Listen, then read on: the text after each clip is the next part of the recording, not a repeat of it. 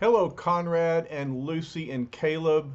Are you ready for more of the story of the Fantastic Four and Black Panther and the Claw? Arr! No, he's not a pirate. He is a super villain with a powerful weapon. And let's catch up and see where we are in the story.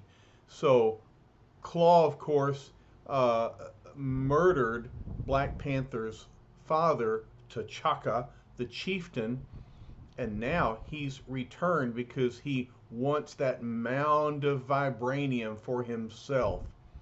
And the Sensa probe has let the Black Panther know that Claw is on his way. And look at what Claw is sending ahead. It's another one of those gigantic crimson gorillas, all right, lumbering awesomely into Wakanda territory. All right, it's a gigantic crimson gorilla. I just said that. The force cannon, fire it, fire, whoom. It is predicted that Claw, the sound master, will return this day, but such a sight as this none could have expected. We must stand fast while we may. The Black Panther will be here within minutes. What is amiss? Why does the force gun not stop him? Well, why indeed? Even as the force bolt strikes him, he seems to be gathering its energy within his body. And now, oh no, it is not possible. Whoom! He took the full impact of the blow and hurls it back at us. He has demolished our advanced outpost with our own weapon. What a powerful force. Flame on! Here comes the Human Torch. We don't know what's up, Panther, but it'll be more fun fighting with you than against you. And then Black Panther says, there is no need for you to share the danger. This is a battle for the son of T'Chaka. Hence I shall don my ritualistic garb as the Black Panther stalks again. And Wyatt says, well, I've come this far with the FF. I might as well go all the way. And Ben says, if everyone else can be a cornball, so can I. It's clobbering time. And Reed thinks a little action will be good for Johnny to stop him from brooding over Crystal. And Sue says, wait for me, Reed. Whatever is out there, we'll face it together. All right, so I think everybody has had something to say in this panel. Seconds later, as the torch is first to reach the gigantic crimson monster, he thinks, what can it be? It's shaped like a gorilla, but it's hairless and colored red. And look at the size of it. Suddenly, the fiery youth comes to a startling realization. He seems alive, but he isn't. He can't be. Every beast that lives fears my flame, but he doesn't. And so as Johnny flies around, flaming, the gorilla simply grabs for him. At that moment, Ben says, look at that, Stretch. They must be filming a new King Kong. But whoever heard of a red, hairless gorilla? It's not a gorilla, Ben, answers Reed. It's something far more dangerous. What, darling? asks Sue. What is it? What's a difference? Says Thing. I'm going after him. Anything's better than staying there listening to another one of Big Dome's explanations. Ben, stay back, says Johnny. You can't hurt him. Look how he ignores my flame, and he grabs the torch. And Ben says, flame schmame. Now we'll see if he can ignore a fistful of knuckles. Nobody's making an accordion out of my little buddy.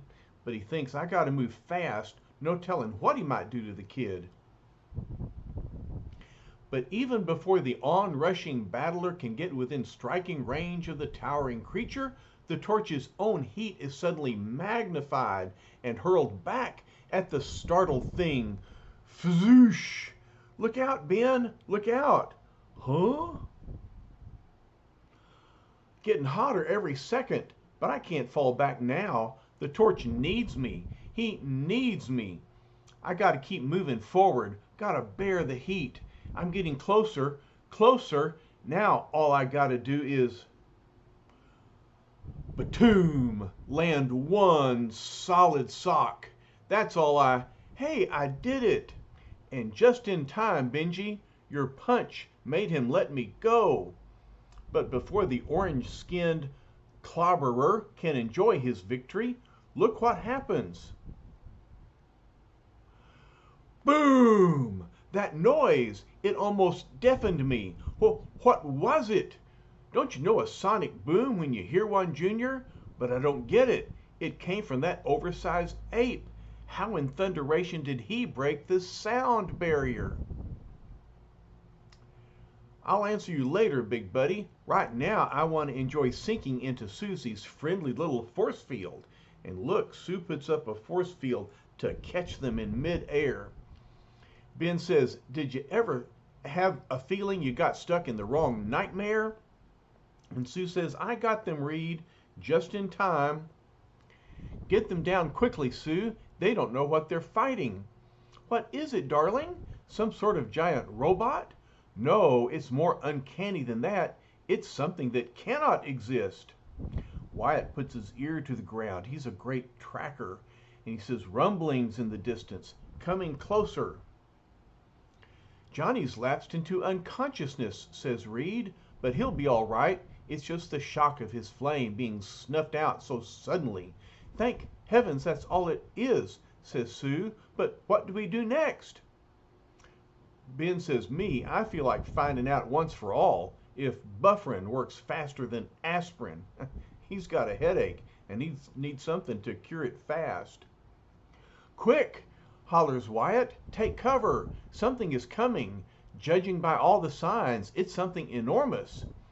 Reed says, there's no place we can run to. We'll just have to stand fast and fight it. But Reed, asks Sue, what is it? What was that horrible red creature? You sounded before as if you knew. I do know, though I almost wish I didn't. Whatever is heading this way, nothing's so big that I can't stop him with a rock in the head. You're wasting your time, Ben, says Reed.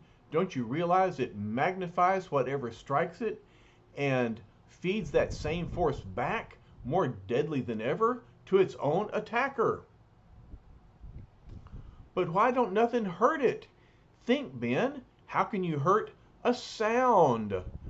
A sound? Exactly. Don't you remember the Black Panther telling us that Klaw called himself the master of sound?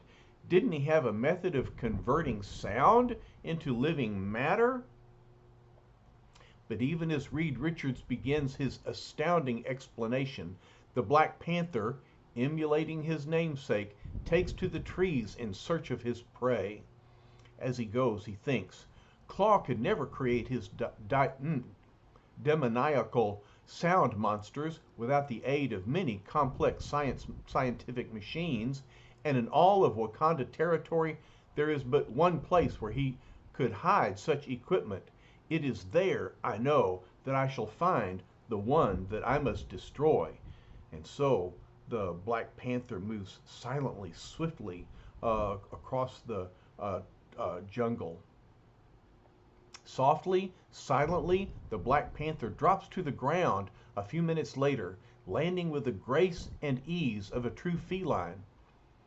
This portion of my beloved jungle laid waste by the power of Klaw and his deadly creations, but from this moment on, he will destroy no more. This hidden cave, the largest in Wakanda, he could safely conceal anything within its depths.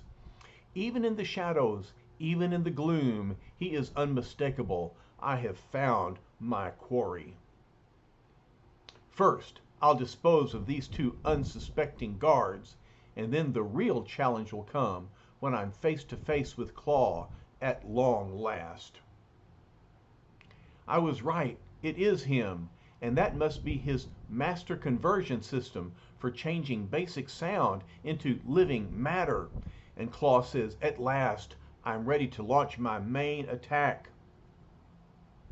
For you, Klaw, there shall be no attacks. For you, there is only retribution.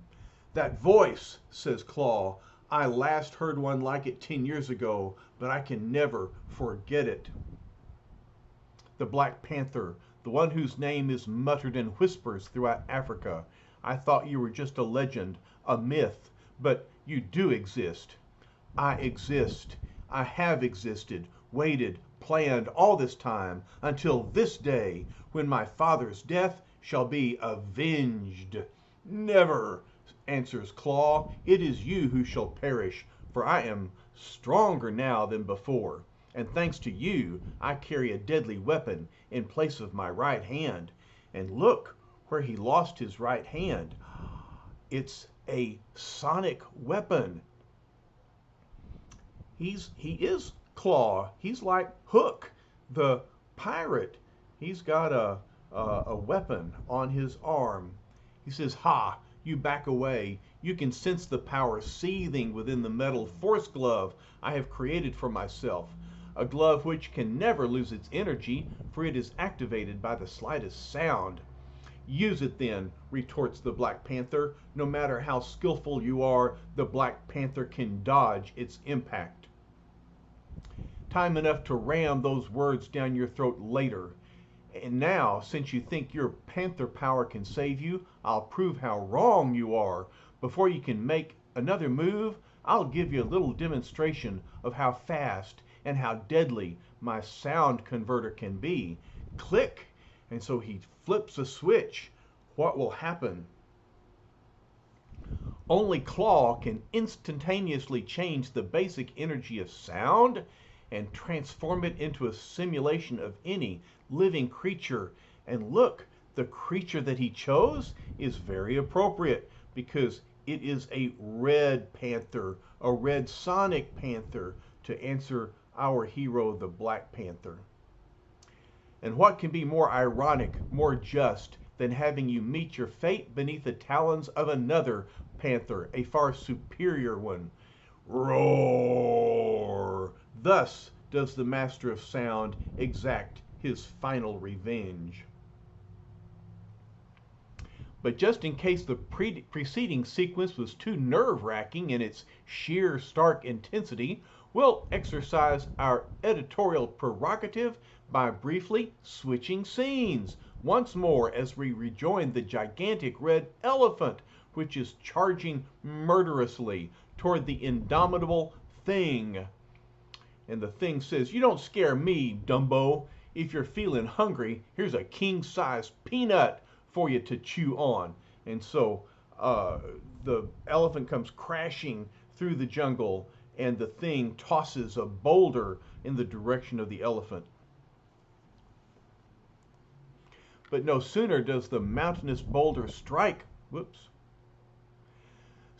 charging beast than it crumbles into 1,000 smaller fragments, ricocheting back against the dumbfounded human powerhouse. Whoom! If there's one thing that really bugs me, it's a wise guy elephant.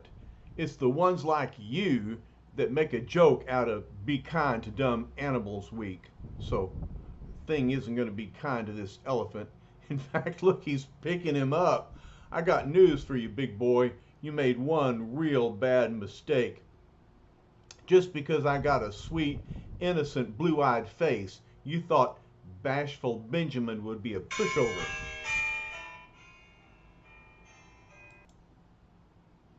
I feel like Klaw the Sound Master is sending sound into my very office. Just clangs like a phone. But as far as this sound elephant goes, he is no match for the strength of the Thing. He says, now I'm gonna, hey, what's going on? This is crazy. It don't make sense. The more pressure I put on him, the more it hurts me. Just like he's reflecting it all back, like a mirror. Oh no, the thing may have met his match. I gotta let up on him. My own strength almost finished me off.